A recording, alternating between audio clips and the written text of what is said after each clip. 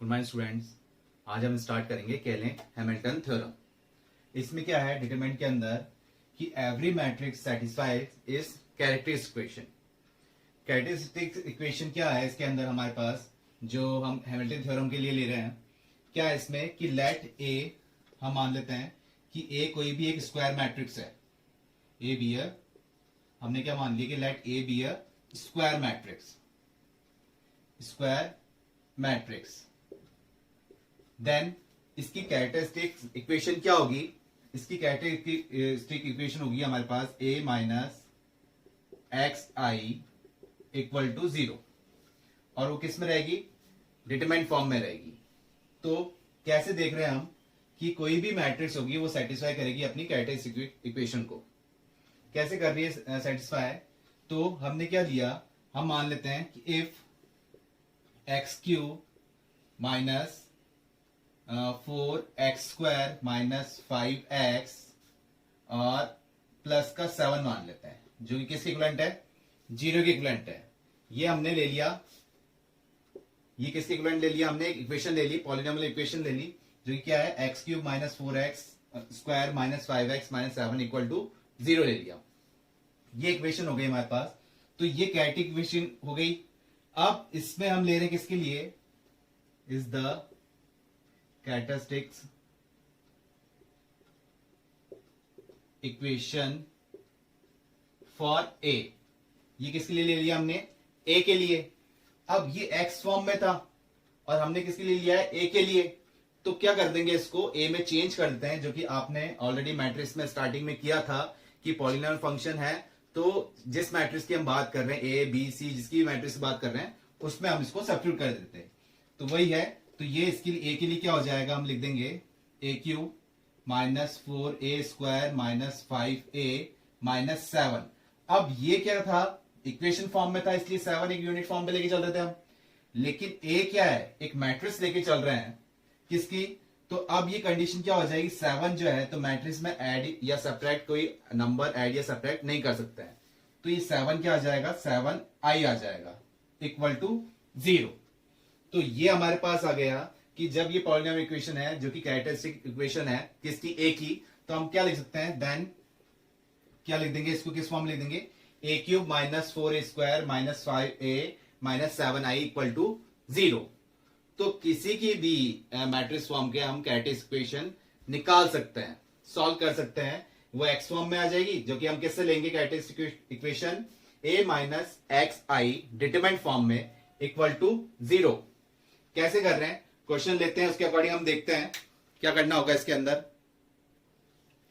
जैसे ही क्वेश्चन है हमारे पास कि characteristic equation of the matrix A, क्या होगी इसकी इक्वेशन, जो कि हम कैसे निकालते हैं इक्वेशन कि a माइनस एक्स आई, ये डिटरमिनेंट फॉर्म में रहेगा इक्वल टू 0। ये कैरेक्टरिस्टिक इक्वेशन आएगी इस मैट्रिक्स के अकॉर्डिंग। कैसे निकाल रहे हैं, तो a माइनस एक्स आई पहले हम सॉल्व कर लेते हैं।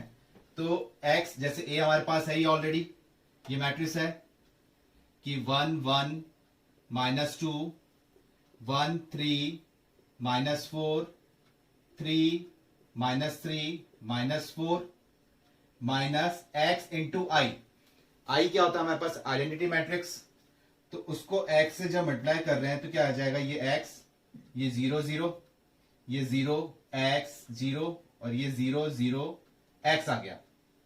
ठीक है, अब इसको जब हम सिंप्लीफाई कर रहे हैं तो क्या मैट्रिक्स बन के आ रही है कि 1 माइनस एक्स, यहां हो जाएगा 1 एज इट इज, और ये माइनस 2 माइनस 0 माइनस का 2, ये 1 और 3 एज इट इज आ जाएंगे इसके अकॉर्डिंग, और यहां आ जाएगा 3 माइनस एक्स और ये 3 माइनस एक्स, और ये आ गया एज इट इज माइनस का 3। इसके अकॉर्डिंग देख रहे हैं तो माइनस 4 एज इट इज आया हमारे पास, और ये आ जाएगा माइनस 4 माइनस एक्स। ये हमारी इक्वेशन आ गई, सॉरी ये हमारी एक मैट्रिक्स आ गई 3 ऑर्डर की, जो कि हमने a माइनस एक्स आई को सॉल्व किया। कैरेक्टरिस्टिक इक्वेशन जब चाहिए तो क्या करना पड़ रहा है हमको, determinant of a minus x I equal to 0। तो इसका डिटरमिनेंट तो हम तब निकालेंगे, पहले a minus x I solve करें। तो a माइनस एक्स आई हमारा बन गया ये मैट्रिक्स बन गई। इसको सिंप्लीफाई करते हैं, तो इसको जब सॉल्व कर रहे हैं, अब ये a माइनस एक्स आई हमारे पास आ चुका है। अब इसका डिटरमिनेंट निकाल लेते हैं, मतलब इस पार्ट का डिटरमिनेंट निकालते हैं। तो आप डिटरमिनेंट प्रॉपर्टीज के अकॉर्डिंग भी निकाल सकते हैं या फिर डायरेक्ट भी निकाल सकते हैं। तो हमको तो सिर्फ इक्वेशन डिफाइन करनी है, तो हम डायरेक्ट ही निकाल देते हैं। तो इस पार्ट का डिटरमिनेंट क्या आ जाएगा कि a माइनस एक्स आई, जो हम देख रहे हैं जीरो इक्वलेंट तो है, इसको सॉल्व कर रहे हैं कि 1 माइनस एक्स, फिर क्या कर रहे हैं 3 minus x into -4 minus x, ये हो गया हमारे पास। नेक्स्ट, वैसे हम इसको सॉल्व वैसे भी कर सकते थे कि पहले प्रॉपर्टीज वाइज सॉल्व कर लें, फिर हम सॉल्व कर लेते हैं इजी बनाने के लिए, अदरवाइज ये थोड़ा लेंथी पड़ जाएगा। जैसे कि अब ये 1 माइनस एक्स और ये वाली टर्म हम जो ऐड कर रहे हैं, तो 3 और -3 ये कट जाएगा हमारे पास, -4, लेकिन ये टर्म आ जाएगी। कुछ ज्यादा हेल्प मिल नहीं रही है हमको, इसमें डायरेक्ट ही करते हैं कि a माइनस एक्स आई जब हम सॉल्व कर रहे हैं, तो ये हो गया 1 minus x, first row first column के अकॉर्डिंग, फिर 3 माइनस एक्स मल्टीप्लाई हो जाएगा इससे, तो ये हमने किया 3 minus x minus of 4 minus x minus, अब ये -3 -4, ये माइनस का 12 आ जाएगा हमारे पास, ये टर्म हो गया। फिर -1 से हम सॉल्व करेंगे फर्स्ट रो सेकंड कॉलम के लिए, तो 1 इंटू दिस, तो ये हो जाएगा -4 माइनस एक्स, ये हो गया। आप इसको हम करते हैं माइनस का 6, ये आ गया हमारे पास पार्ट। फिर फर्स्ट रो थर्ड कॉलम के अकॉर्डिंग जब हम देख रहे हैं, तो 3, ये हो जाएगा -4 और ये minus minus plus 2 times of 3 minus x, ये टर्म। इसको सॉल्व करके क्या आएगा, जैसे कि 1 माइनस एक्स को तो हम एस टीज रख लेते हैं कि इक्वल टू फॉर्म में 1 माइनस एक्स तो एस टीज रख लिया। इसको जब सॉल्व कर रहे हैं तो ये बन गया माइनस का 12 और ये माइनस का 3x, और ये बन रहा है प्लस का 4x और ये प्लस का x², -12 एस टीज, ये ब्रैकेट क्लोज। यहाँ जब देख रहे हैं -4 -6 माइनस का 10 और माइनस से मल्टीप्लाई हो गया, तो ये हो गया प्लस का 10 माइनस एक्स, ये हो गया प्लस का x, ठीक है। अब ये यहाँ देख रहे हैं 3 से मल्टीप्लाई कर रहे हैं, तो -4 2 3 6, 6 -4 2 इंटू 3 6, ये प्लस का 6 आ जाएगा, और माइनस का 2x, तो ये 3 से मल्टीप्लाई होके माइनस का 6x रह गया। इसको सिंप्लीफाई करके क्या बन रहा है, इसको हम सॉल्व यहाँ करते हैं, ये टर्म क्या बन जाएगी 1 माइनस एक्स, इसको जब सॉल्व कर रहे हैं तो -12 और -12, ये तो बन गया माइनस का 24, -24 -3x प्लस 4x, ये टर्म बन गया प्लस का x और प्लस का x², यहाँ टर्म तो ये रह गई। तो 1 माइनस एक्स को इससे मल्टीप्लाई जब करेंगे तो क्या आ रहा है, 1 से जब इसको मल्टीप्लाई कर रहे हैं तो ये टर्म रह गई एस चीज -24 प्लस x प्लस का x², माइनस एक्स से कर रहे हैं तो ये बन गया प्लस का 24x और ये माइनस का x², और इसको जब कर रहे हैं तो ये रह गया माइनस का x³। यहाँ टर्म 10 प्लस 6, ये 16 हो गया, और ये x माइनस ये माइनस का 5x हो गया। और ये पूरा किसके इक्विवेलेंट था, 0 के इक्विवेलेंट, कि determinant of a minus x I किसके इक्विवेलेंट था, 0 के इक्विवेलेंट। तो यहां से जब सॉल्व कर रहे हैं तो क्या दिख रहा है, x² और माइनस का x² तो कैंसिल आउट हो गया, माइनस का x³ आ रहा है, और x² वाली टर्म है नहीं, x वाली टर्म x, ये 25 हो गया, 25 माइनस 5, ये प्लस का 20x हो गया, ये टर्म गई। अब कांस्टेंट टर्म देखते हैं, -24 और प्लस का 16, तो ये बन गया हमारे पास माइनस का 8 और इक्वल टू 0। इसको सिंप्लीफाई करते हैं, माइनस साइन कॉमन लेके सॉल्व करते हैं, तो बन गया x³ माइनस का 20x प्लस 8 इक्वल टू 0। ये इक्वेशन आ गई, कैरेक्टरिस्टिक इक्वेशन हो गई हमारे पास, x³ minus 20x plus 8 equal to 0। ठीक है, अब इससे हम देख रहे हैं केले हैमिल्टन थ्योरम के अकॉर्डिंग, बाय केले हैमिल्टन थ्योरम के अकॉर्डिंग इसको क्या लिख सकते हैं हम, ये किस फॉर्म में थी, एक्स फॉर्म लिया है और मैट्रिक्स क्या चल रही है हमारी ए, तो इसको ए में चेंज कर देते हैं, तो क्या लिख सकते हैं, ए क्यू माइनस 20a प्लस 8। अब ये तो पॉलिनॉम फंक्शन था, एक्स फॉर्म में लेके चल रहे थे हम, लेकिन ये मैट्रिक्स में हमने जब इसको कन्वर्ट कर दिया तो इसको 8 नहीं लिखेंगे, क्या लिखेंगे, 8 इंटू आई, क्योंकि मैट्रिक्स के अंदर पर्टिकुलर कोई नंबर ऐड या सब्ट्रैक्ट नहीं कर सकते हैं। तो ये हमारी केले हैमिल्टन थ्योरम के अकॉर्डिंग ये इक्वेशन आ गई। तो इसमें क्या है, रूट्स ऑफ कैटेगरी इक्वेशन जो होंगे हमारे पास क्या होंगे, रूट्स ऑफ, ध्यान रखिएगा, roots of characteristic equation of A, उसे हम क्या बोलते हैं, आर कॉल्ड आइगन वैल्यूज। ये हमारी क्या कहलाएगी, आइगन वैल्यूज। और हम इसको क्या बोल सकते हैं, लेटेंट रूट्स ऑफ ए भी बोल सकते हैं, लेटेंट रूट्स ऑफ ए भी बोल सकते हैं, ये आप ध्यान रखिएगा। तो ये था हमारा केले हैमिल्टन थ्योरम, कुछ भी था, पॉलिनॉमियल फंक्शन से हमने किस में चेंज कर दिया, उसको मैट्रिक्स में चेंज कर दिया, और वो हर एक इक्वेशन को आपको सेटिस्फाई करेगा। किस रिलेशन के अकॉर्डिंग सेटिस्फाई करता है कि a minus x I equal to 0, हर एक कैरेक्टरिस्टिक इक्वेशन को सेटिस्फाई कर रहा है। तो उसकी कैरेक्टरिस्टिक इक्वेशन क्या आती है, a minus x I determinant form में इक्वल टू 0, उसके अकॉर्डिंग हम इसको सिंप्लीफाई कर सकते हैं। नेक्स्ट जो हम इसमें कर रहे हैं, application of determinants in coordinate geometry, next point है हमारे पास इसमें। तो इसमें क्या कर रहे हैं, डिटरमिनेंट्स की एप्लीकेशन देख रहे हैं कोऑर्डिनेट ज्योमेट्री के अंदर, जो कि हम ऑलरेडी स्ट्रेट लाइन में कर चुके हैं, सर्कल में कर चुके हैं, कॉनिक सेक्शन में कर चुके हैं।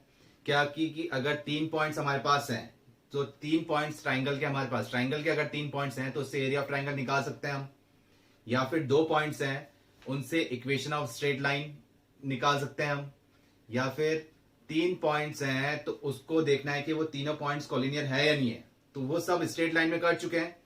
तो डिटरमिनेंट के अकॉर्डिंग कैसे कर रहे हैं वो देख लेते हैं। अगर 3 पॉइंट हमारे पास हैं, जैसे कि ए पॉइंट हमारे पास हो गया x1, y1, बी पॉइंट है हमारे पास x2, y2, और सी पॉइंट हमारे पास है x3, y3। तो एरिया ऑफ ट्राइंगल आपने लर्न किया था, क्या एरिया ऑफ ट्राइंगल ABC हम देख रहे हैं, तो क्या लर्न किया था, half x1 y2 minus y3 plus x2 y3 minus y1 plus x3 y1 minus y2, ये आपने फॉर्मूला लर्न किया था।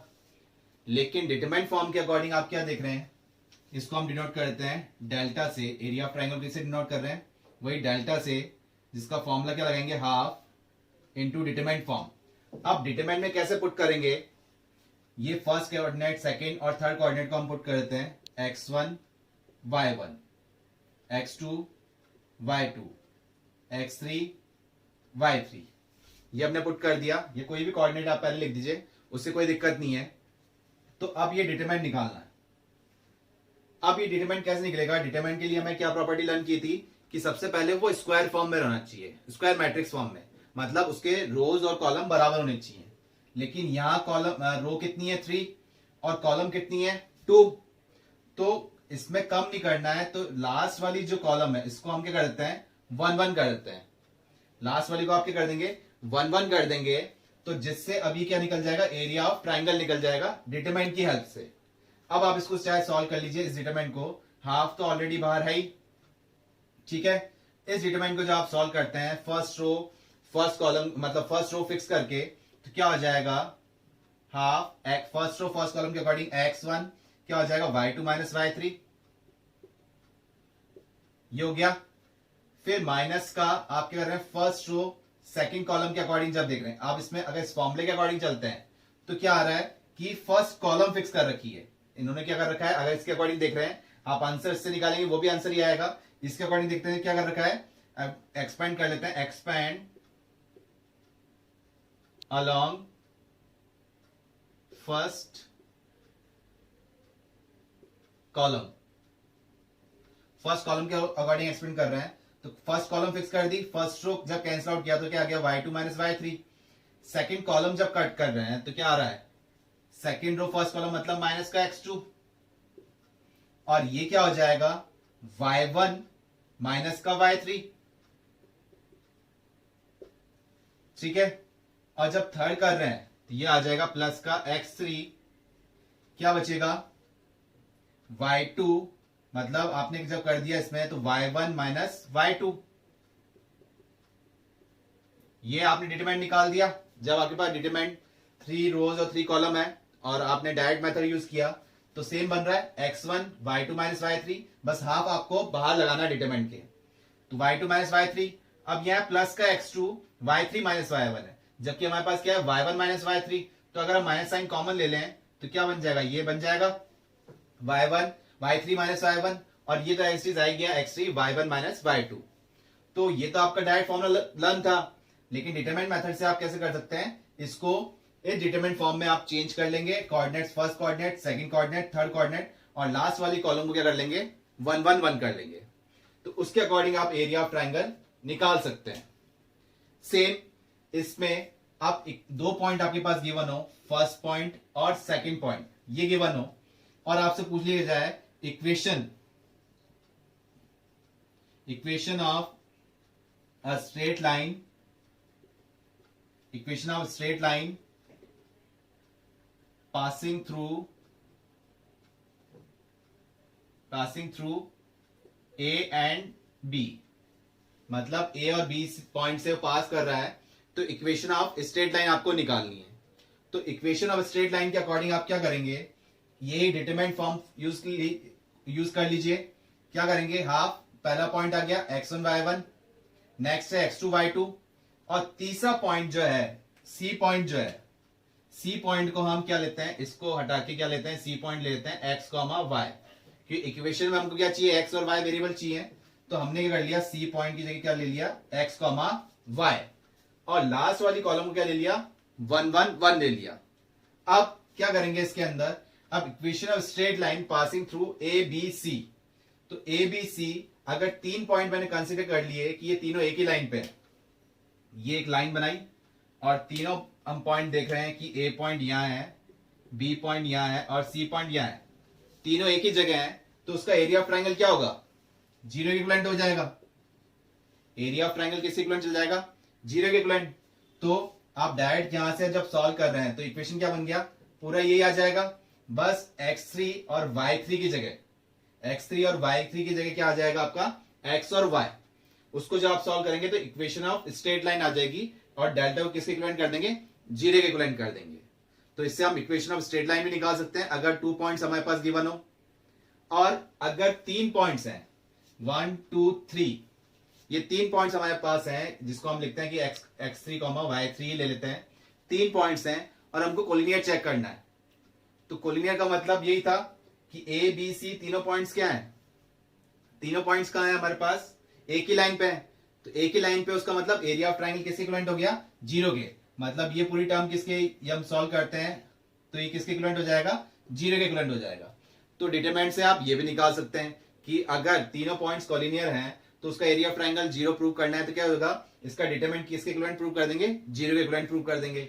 हम इसके अकॉर्डिंग भी कर सकते हैं, या फिर 3 इक्वेशन दे रखी हो ट्राइंगल की, पॉइंट्स ना देके 3 साइड दे रखी हो ट्राइंगल की, तो भी हम क्या ले सकते हैं, एरिया ऑफ ट्राइंगल निकाल सकते हैं।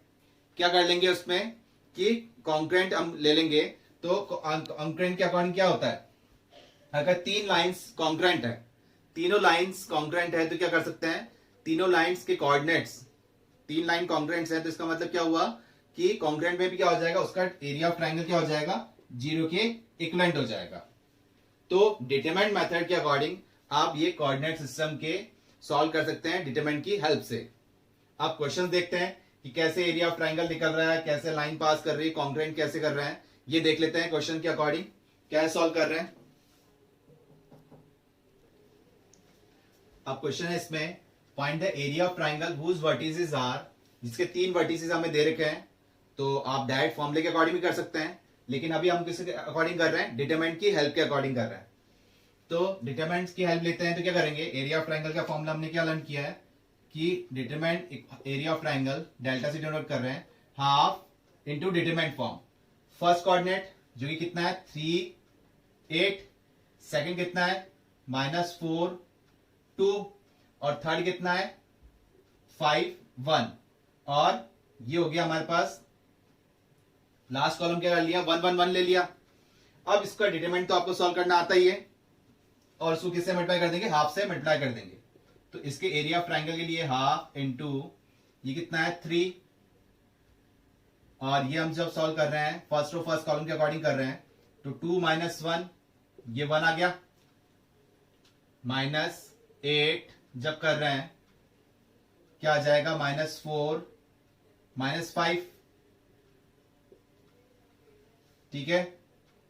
ये हो गया हमारे पास -4 और ये -5, और इसके अकॉर्डिंग देख रहे हैं +1, ये कितना हो जाएगा -4 -10, मतलब के -14।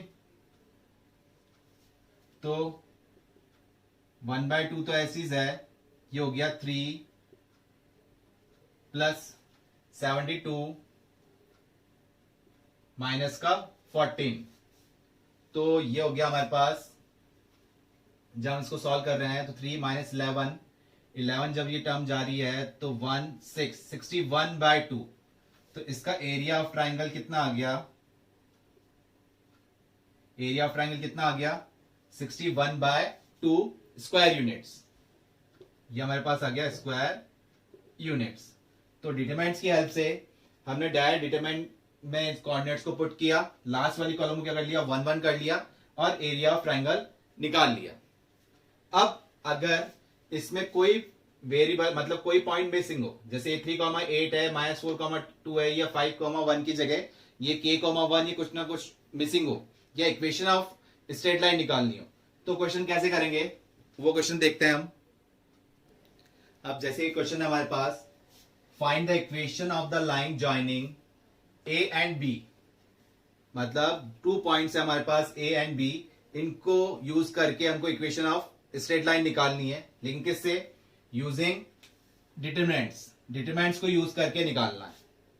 ये नेक्स्ट क्वेश्चन है इसमें, फाइंड के इफ सी पॉइंट हमारे पास है क्या k, 0 is a point such that area of triangle, मतलब 2 पॉइंट तो ऑलरेडी है, सी पॉइंट और आ गया, तो एरिया ऑफ ट्राइंगल एबीसी कितना है 3 स्क्वायर यूनिट्स, यहां से k की वैल्यू निकालनी है। तो एक ही क्वेश्चन में 2 पार्ट है, पहला करते हैं हम इसमें, तो find the equation of line joining A and B. तो वैसे तो हम स्ट्रेट लाइन कॉन्सेप्ट से डायरेक्ट निकाल सकते हैं, लेकिन डिटरमिनेंट से हम कैसे करेंगे, तो जैसे कि हमने कहा था कि अगर 2 पॉइंट है और तीसरा पॉइंट हम क्या ले लें, x, y ले लें, क्योंकि इक्वेशन ऑफ लाइन के लिए हमें क्या चाहिए, x और y चाहिए। तो हम क्या कर ले रहे हैं, एक उससे अगर 3 पॉइंट लिए हमने कि ये a, ये b और ये c अगर कोई पॉइंट मान लें, या d पॉइंट मान लें, जो कि कितना ले लें, x, y ले लें, और a और b तो हमारे पास ऑलरेडी है ही।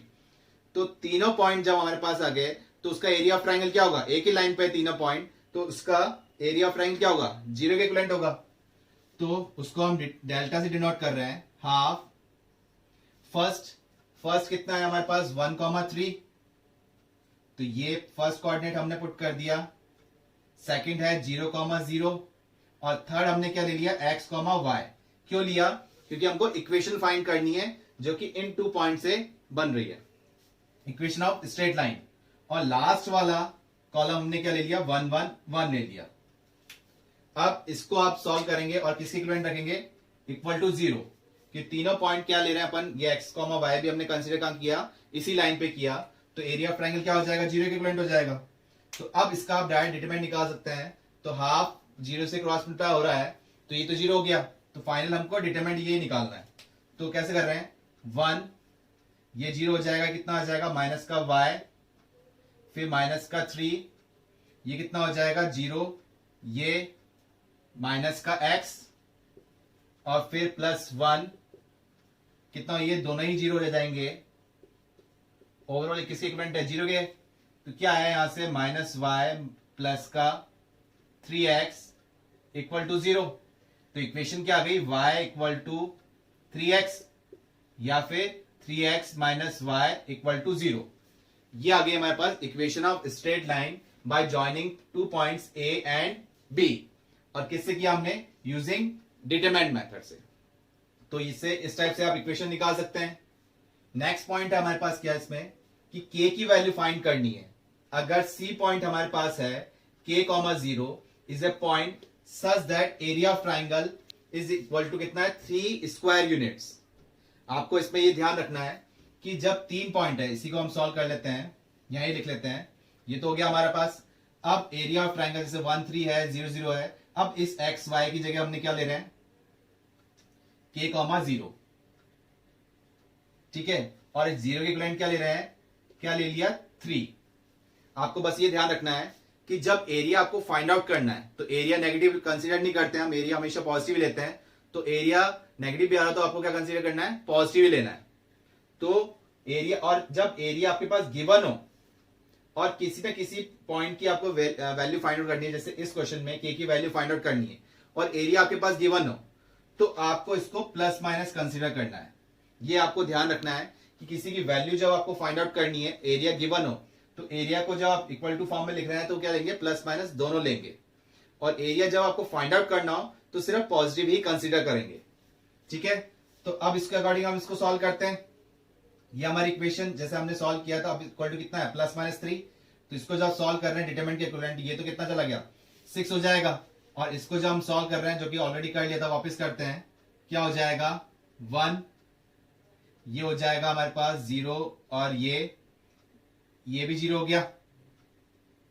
ठीक है, फिर -3 जब कर रहे हैं तो -3 के अकॉर्डिंग क्या हो जाएगा, 0 इंटू 1, ये तो 0 हो गया। ये कितना आ जाएगा, माइनस का k हो जाएगा, प्लस 1 के अकॉर्डिंग देख रहे हैं तो कितना हो जाएगा, 0, 0, ये तो पूरा 0 ही हो गया। और इक्वल टू, ये 2 इधर चला जाएगा तो कितना हो गया, प्लस माइनस 6 हो गया। तो यहां से ये 0, ये माइनस का 3k प्लस माइनस 6, तो माइनस माइनस ये हो गया 3k equal two plus minus 6। तो अगर सॉल्व करते हैं तो ये कट के कितना हो गया, 2 हो गया। तो k की वैल्यू क्या आ गई, प्लस माइनस 2। जब एरिया क्या होगा, 3 स्क्वायर यूनिट्स होगा, तो k की वैल्यू क्या आ जाएगी, प्लस माइनस 2।